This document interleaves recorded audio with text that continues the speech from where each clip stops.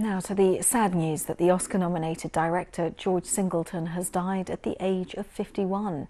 His family had asked doctors to turn off the life support machine he'd been depending on after suffering a stroke earlier this month. His debut film, Boyz in the Hood, led to him being the youngest person to be nominated for the Best Director Academy Award. Sophie Long has more on his story. In a statement from John Singleton's family, they said, "It is with heavy hearts that we announce that our beloved son, father and friend, John Daniel Singleton, passed away today due to complications from a stroke he suffered last Wednesday."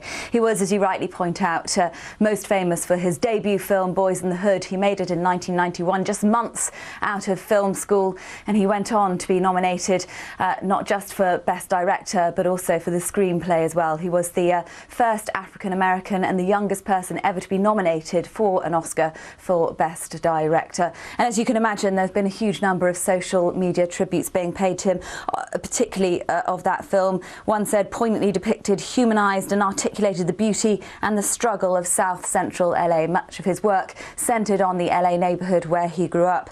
The best filmer of the hip-hop generation," another person says. "Nothing like this had ever been in film. John Singleton made this happen." Another said, "A brilliant artist whose gift made room for so many to come after you."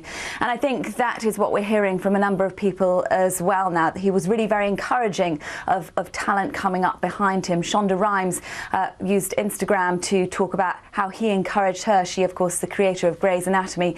And she said she'd been struggling to pay bills in film school, and the phone rang shortly after Boyz in the Hood exploded onto the scene. And she said she answered the phone to John Singleton, and he just said, "Never stop writing." And she said she'd never forgotten that. So a lot of tributes pouring into John Singleton, and also in the statement from his family, we got a sense of the man he was outside Hollywood. He spent 30 years, of course, making films, not just films, but television series as well.